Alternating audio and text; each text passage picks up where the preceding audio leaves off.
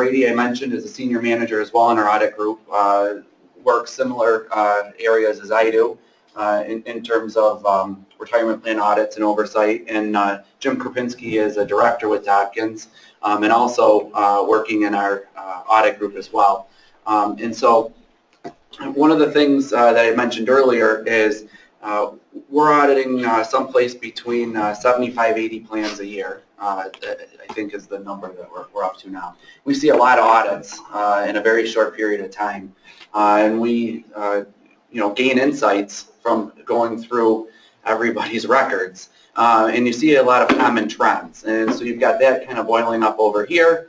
And over here, we get updates from the National AICPA conference. Charlie Fideli, who's a partner at Hopkins, was just out in Vegas at the national conference a couple of weeks ago, listening to the Department of Labor speak and the AICPA speak on those topics. We gain insights there, and then again from our connections with RSM. And so when you start seeing things with our clients and then things out in the industry, the point here is to kind of marry those. So that's this part of the session then is going to cover hot buttons and compliance rules. So the one thing that we wanted to do here too is this session is going to be more operationally focused than necessarily here's the code, code sections and ERISA, here's specific IRS regulations. There might be a little bit of that, but the focus here is to get you thinking about risk on a day-to-day basis and give you some nuggets to take back to your day-to-day work to think about, are we identifying where potential errors could be happening before they happen, rather than waiting until the year-end audit comes around and the auditors find it. Because really what a good plan would have is the right procedures in place during the year to either prevent errors from occurring or to have some type of monitoring to detect if errors are occurring. And like I said, you'd be surprised how many errors we do identify through the course of our audits. So with that said, I'm going to pass it over here to Jim Kropinski. Great, thank you. Yeah. So as Chad has mentioned, right, the focus of benefit plans is to protect the participants, right? And that goes hand in hand with the audit, believe it or not. It's not just something that you have to get done so you can file the 5500. It's important that your auditor, as the DOL defines it, the role of the independent qualified public accountant, right? The DOL is deeply focused on ensuring that the auditors are qualified to do the audit.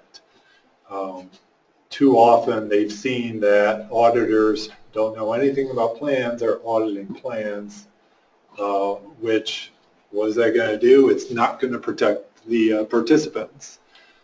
Much of the audit is focused on compliance matters to make sure the plan is being run the way it's designed, the way it's supposed to benefit the participants, right? If the company's not running it the way it's designed, the participants could be harmed, right? That's the thought process.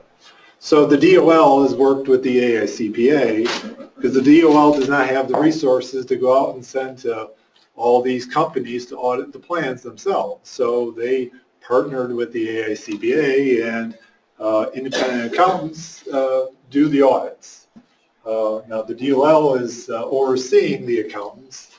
They've actually done studies. Actually, I think at least two. One has just recently come out. And unfortunately for our industry, it's not beneficial.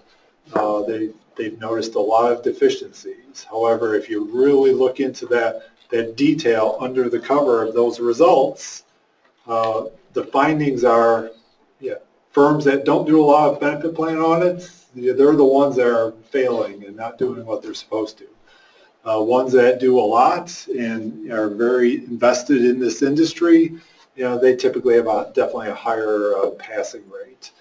Now, the risk is that you get audited, right? We actually, me and Charlie did a proposal on a plan that recently got audited, in which the auditor didn't know what they were doing, and they got noticed that, the audit wasn't good enough, your filing with the 5500's deficient. So basically it counts like you never filed it. So then you could be subject to that $1,100 a day penalty if you have a bad audit. So that risk is there. So that's why it's important that you have good quality auditors. They know what they're doing, so that you don't have that risk of the 5500 being rejected. Internal controls, that's another focus on the IRS. The IRS is another governing body that oversees plans. Now they're typically looking at it from compliance with the IRS regs as far as the tax regulations. Make sure you're following the tax regulations to ensure compliance and that you're going to be to be able to get the tax exemption, right, as far as at the plan level and participant level. Right, if you violate those things, that could jeopardize that tax-exempt status. And what we found out when the IRS comes auditing, the first thing they'll ask for is, give me information on your internal controls. Right, they want to know what the processes are that you're following. Right, so that's a big focus with the IRS. Now, as we go out and do an audit, there's two things that we try to achieve. First, we have to look at the numbers. Are the numbers correct? Because we are issuing an audit on the financial statements, so the numbers have to be correct. The other piece that too often people don't understand is that we're doing audit procedures over compliance. Right? A big part, most of the procedures that we do is compliance. Is the plan being run the way it's written? Right, and we're going to go through a bunch of different areas, and what are those areas where we find that the plan typically falls short and there's problems. Another point to, I guess, keep in mind is with the auditors is the pre-audit and the post-audit communication. And the auditors should be talking to those in charge of governance, the committees and that, before the audit, and to get their understanding of what's going on with the plan, and also make sure everybody's on the same page. Communication with the auditors is important. Makes both lives easier, makes for a better audit. And then communication after the audit, right? Make sure the auditors are communicating what were the results. Are there improvement ideas, right? Were there any errors? That's important to understand. To help your oversight of the plan. So with that, Andy's going to take it from here. Yeah. So one of the things we wanted to talk about before we came up here and kind of talked about some of the places where we commonly see errors is just an understanding of probably what you're all thinking. Okay, I get it.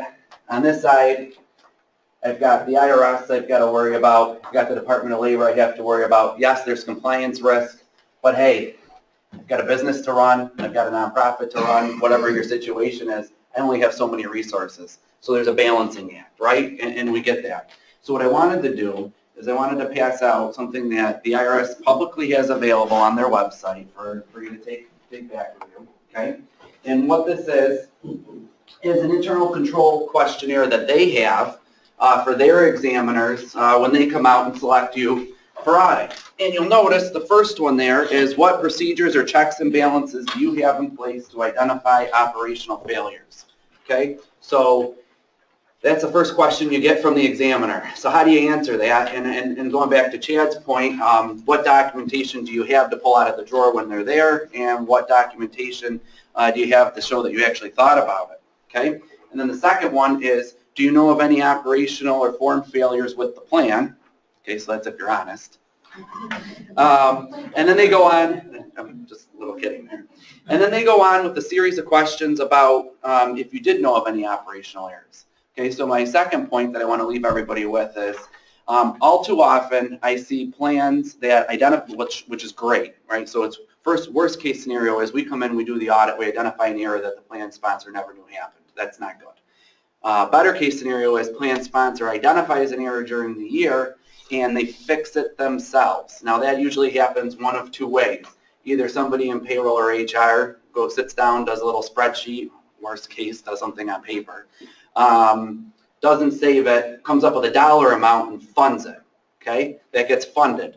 All the support behind how you calculated the correction, how you knew it wasn't just that one person, that it didn't relate really to 50 people or 20 people, right? How did you know it was just that one person?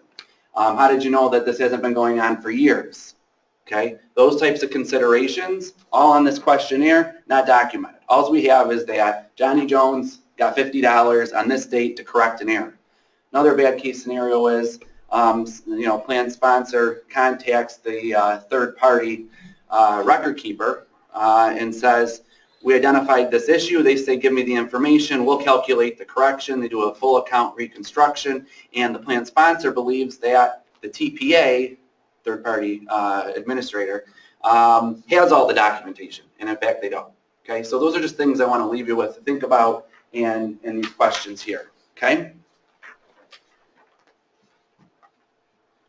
So what we wanted to do first, before we get into some of the areas, is kind of talk high level. How do you manage compliance risk, right? That's what you're doing here, is you're managing the risk here with compliance. We see two different approaches. We see some plans that have active plan management, where people are actively asking questions, where we have some clients, and I would say this is a best practice, if an error is identified, paperwork is put together, and those questions are answered, it's brought to somebody else for review and approval, so the same person who identified the error, came up with all the math, doesn't just fund it, and nobody ever sees it, right? And then there's a plan file that it gets stored in.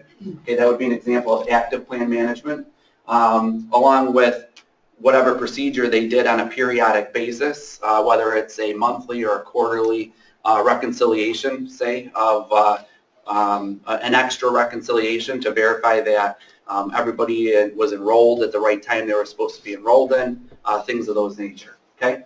Versus passive plan management, which is more along the lines of annually, I'm going to ask my auditor what did they find, and then we'll move on. Or sometimes you'll see here under this governance heading, we have some plans that are very strong on the governance side. They might even have an RIA, a fiduciary consultant. They'll meet quarterly. They talk about investments for 5 pages worth of notes. They have benchmarking studies. They have all this really good information. And the committee is actively engaged with what are my fees for my investment options. And they have all these good meetings, and either it doesn't get documented or that's all they're focused on. And they're not including on their agendas the day-to-day operations. What are our monthly risks? What are our day-to-day operations where we could have things go wrong? So wanted to point out that strong active plan management is reviewing plan transactions, identifying what should be reviewed, what areas of our plan have risk, and how are we monitoring them for compliance. And there's definitely a cost benefit there. You're right, I'm not saying that we need to add an extra 8-hour review process here, but everybody's plan is different. The umbrella of what you're allowed to do is actually quite large. Some people have prototype plans. Some people have individually designed plans. There's a lot of different things. Some people may use, everyone's eligible. Talk about managing your compliance risk. Plan management, as we've seen, can manage the plans actively and passively. And this is usually done through either governance or day-to-day operations. From a governance standpoint, we see that plans will have good recurring meetings where they'll talk about regulations, plan design, industry matters, things of that nature. And those meetings are not always documented, and that's really important. From the day-to-day standpoint, though, we see plans. I can't do this. I was focusing on moms. I can't do it. I can't do it. Yes or no again. Okay. Nobody's going to say it. Okay. Now we're going to talk about managing compliance risk. There's active plan management, passive plan management. From a governance standpoint, governance bodies do a good job with meetings, going over regulations, looking into plan design, industry matters, things of that nature.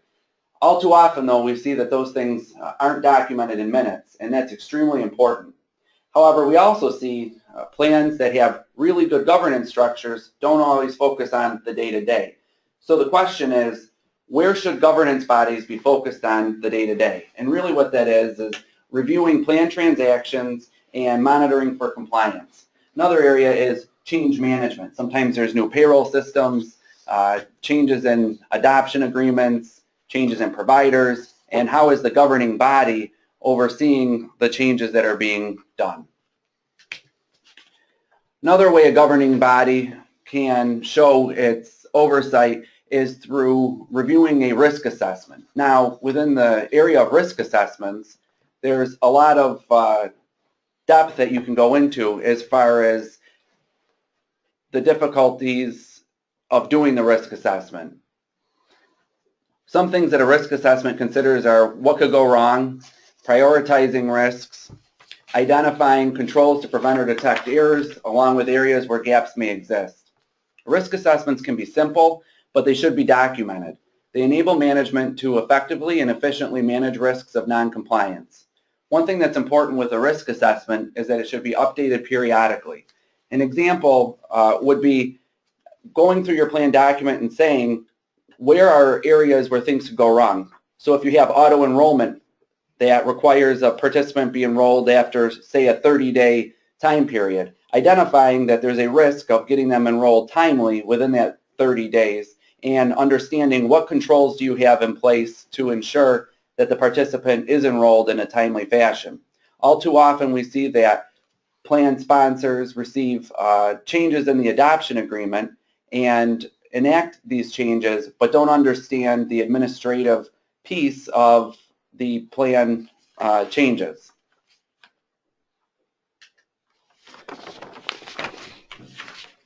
Another thing that's important is monitoring your outsourced services.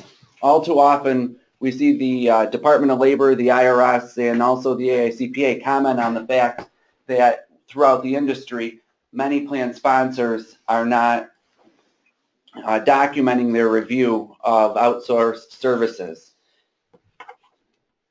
One of the reports that you get from your outsourced service provider should be a SOC report, and there's more on another slide about SOC reports. And the point is that the plan sponsor should be requesting these SOC reports and evaluating whether the controls at the service provider are sufficiently being executed to give them comfort that their transactions are being processed adequately.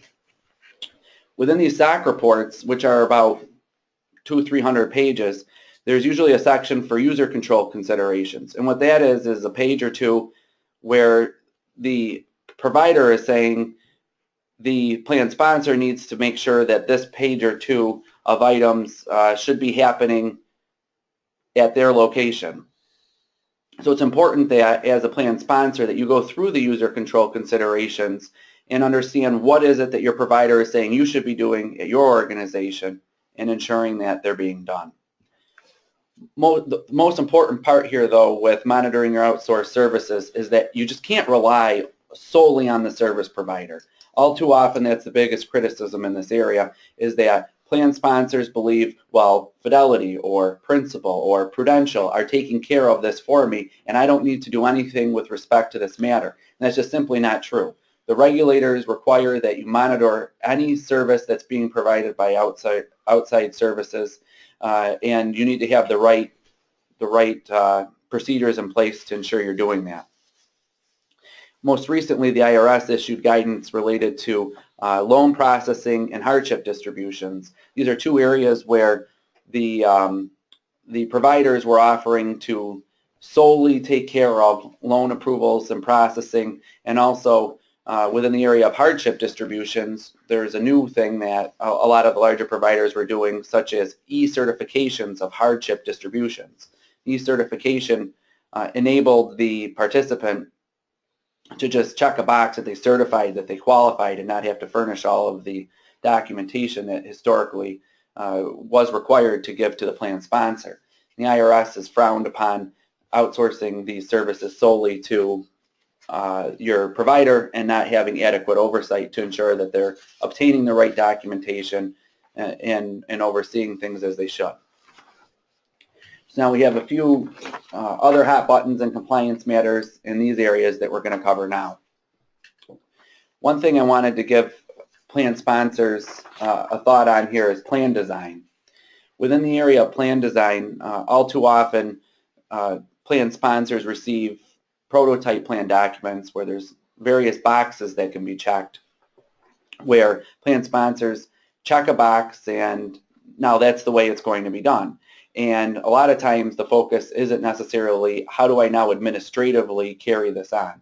So I wanted to give everybody just this is a nugget to think about in terms of, is your plan design more complicated than perhaps it needs to be?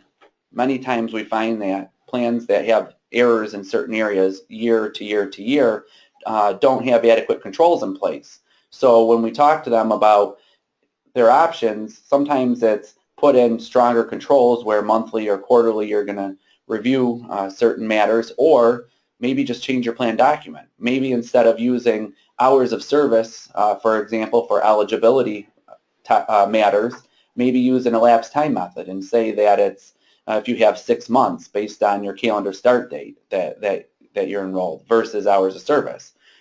Because when you use hours of service, for example, you have to make sure that the information that you're using is being tracked adequately, that it can be validated, that it's being reviewed, and then also you have to maintain documentation retention requirements, which in the days of electronic storage, are important to make sure it's all being stored in an adequate place for permanent record. So just something to think about when you go back and sit down and go through your own plan. Are there any areas where you think that you could be more efficient or effective through plan design that perhaps maybe you weren't thinking about before?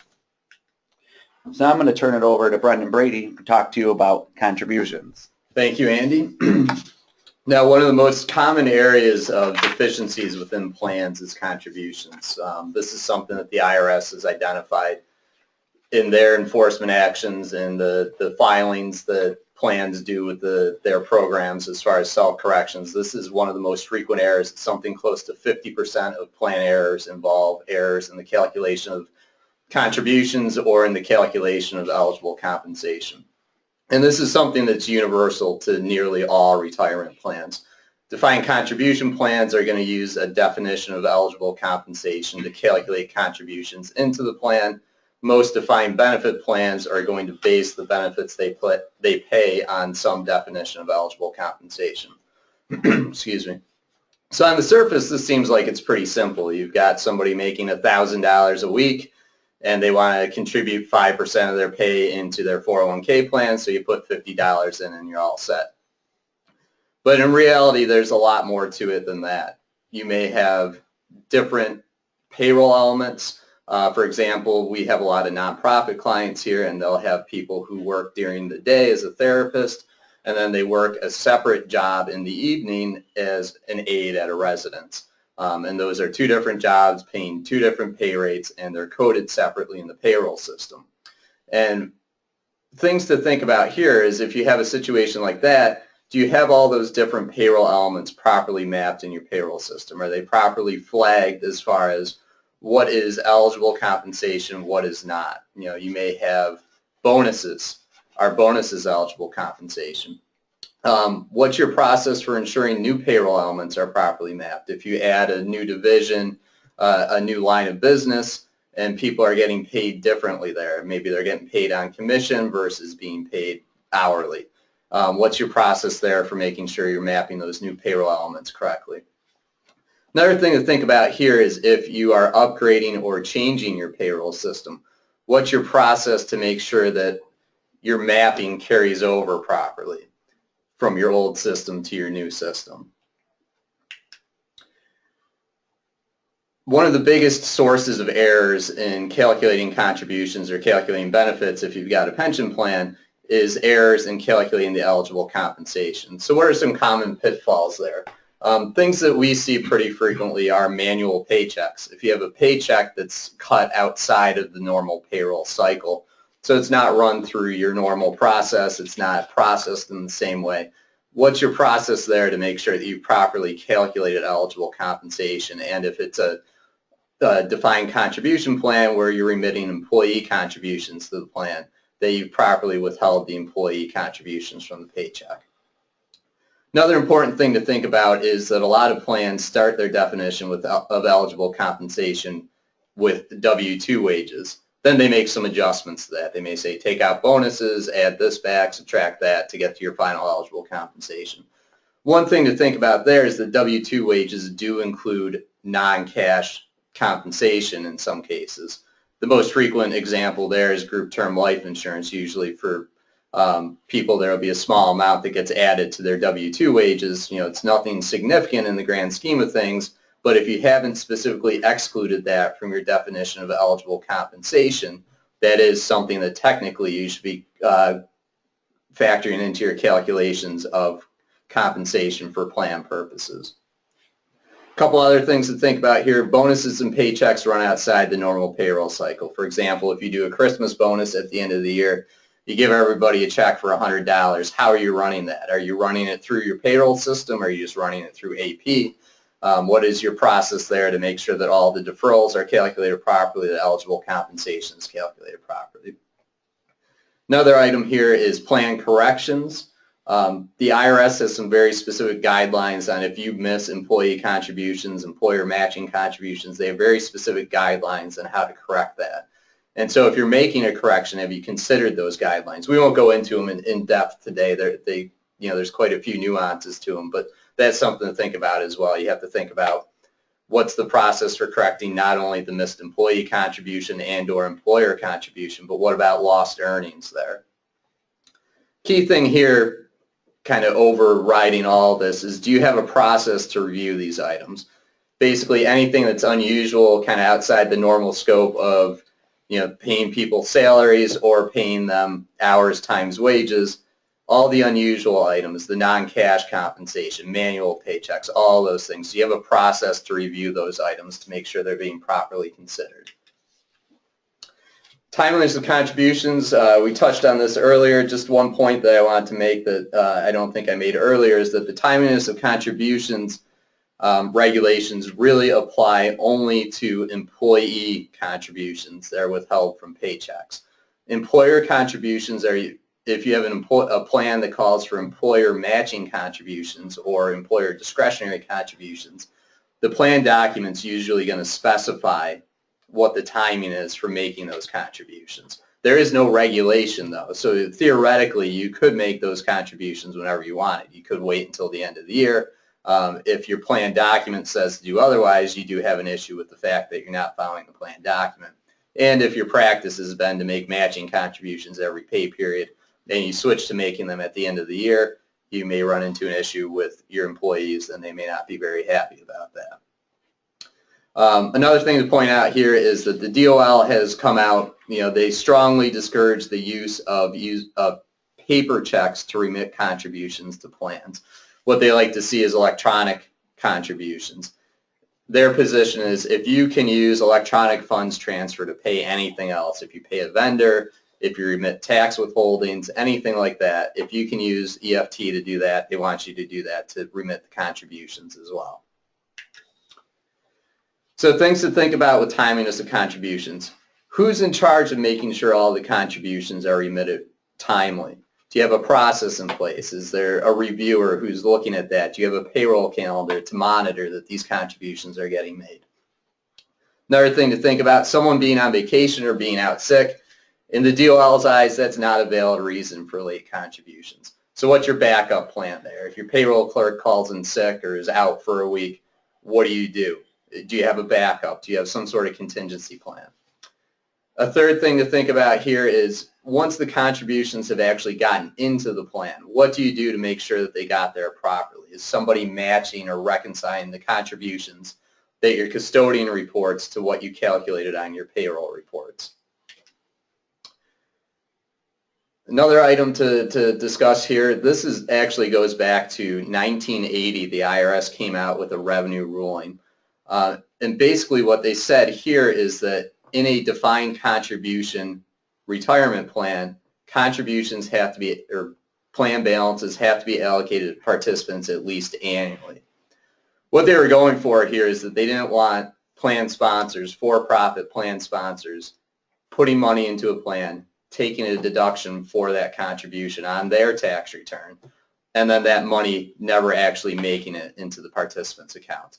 So this is something that we run into pretty frequently on our audits, and where we see this, the examples we see of unallocated balances that don't get allocated are forfeiture accounts and ERISA spending accounts. If you have an arrangement with a third-party service provider where they're rebating some of their fees back to you and that goes into a separate holding account, that would be an unallocated balance.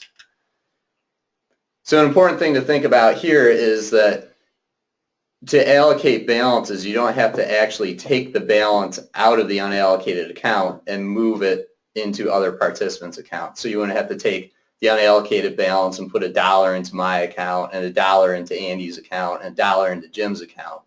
What you can do is, if your plan document allows it, you can use those unallocated balances to offset employer contributions, pay administrative expenses, etc. Those things meet the IRS's requirements. So the thing here is, what's your process for making sure unallocated balances get used? Do you have some sort of annual review process? Do you work with your third-party administrator to identify a process? And really, if you're using these unallocated balances, in a lot of cases, you're saving money for the plan sponsor. If you can use those unallocated balances to offset your employer contributions, why spend an extra, or why contribute an extra $5,000 into the plan when you have $5,000 sitting in the unallocated forfeiture account? So it's sometimes a quick and easy way to cut down on the contribution expense for the sponsor for a pay period or two as well. Now I'll turn it over to Jim. Jim's going to cover a couple more items here. Thanks, Brendan. So I want to talk about distributions. Obviously, distributions is significant because that's money coming out of the plan, and you need to make sure that you have policies and procedures in place to ensure that it's going for the benefit of the participant. We're seeing more and more different types of distributions allowed for 401k plans. In-service distributions are becoming more and more common, which people can take money out of the plan before they hit the retirement age. Andy touched on the hardship distribution issue there. It's up to the plan sponsor to make sure that hardships were eligible under the plan. So you need to make sure that you have a process in place to make sure that you're getting the support from the participant that supports their eligibility for that hardship. Vesting considerations, obviously the vesting goes into the calculation of how much a participant will get. So determining whether that's correct or not is important. We had actually I had a plan last year in which the vesting was calculated incorrectly just because of a computer glitch at the service provider. So although you think that your service provider is doing it and they're responsible, you never know what can go wrong. So it's important that you have a review process at the plan sponsor, at management, as far as looking at those distributions and just doing a quick check on vesting to make sure it's being calculated correctly. As Andy mentioned, some vesting could be a little more complicated than others, and you need to keep that into consideration. Document retention, it's important to make sure you have support to support those calculations of vesting, to the backup, whether it's hours, just dates of hire, whatnot. Benefit plan, defined benefit plan considerations. There typically a plan may use an actuary to calculate the benefit at the time of the participant's retirement, and typically that's a complicated formula based on years of service or average salary. Every plan is going to be a little bit different. The important thing there is to make sure you're keeping records of those calculations, because they could go back many years, maybe even decades, when the person retired. And it's important that you have those calculations on hand that supports what's being paid out to that participant. I have another story of another plan that they changed their providers, and the retiree calculations didn't get transferred to the new provider. So we suggested that they go back to the old provider, get that documentation, and so that they can support what they're paying out currently to participants. Administrative expenses, that's another area that can be risky as far as potential prohibited transactions. Typically on a 401k plan, it could be more simple, in which only expenses that being paid out are either loan administrative fees or distribution fees. You see a lot of that as far as those are the only direct expenses. However, other plans can be more complicated as far as having other administrative fees paid out. So it's important that you're reviewing what's being paid out of the plan for administrative fees, making sure it's in compliance with the plan document. And if there's vendor invoices, make sure that you're reviewing those invoices and it's specific to the plan. Again, another risk is on defined benefit plans. Typically, you have an actuary that is doing services for the company as well as the plan, and they might just do one invoice. We would suggest that you ask your actuary to allocate that invoice between what's related to the plan and what's related to the sponsor, because if the plan ends up paying fees for the sponsor, that would be considered a prohibited transaction as far as using assets of the plan to benefit the sponsor. So to summarize our section, things to remember, benefit plans are highly regulated and continue to receive more attention from regulators. Fiduciary standards are high. Those people that are fiduciaries or de facto fiduciaries are at risk as far as personally. Benefit plans require active risk management from both a governance and day-to-day point of view. You can't just put your plan on autopilot as far as hiring a couple service providers and say they take care of everything. Can't do that.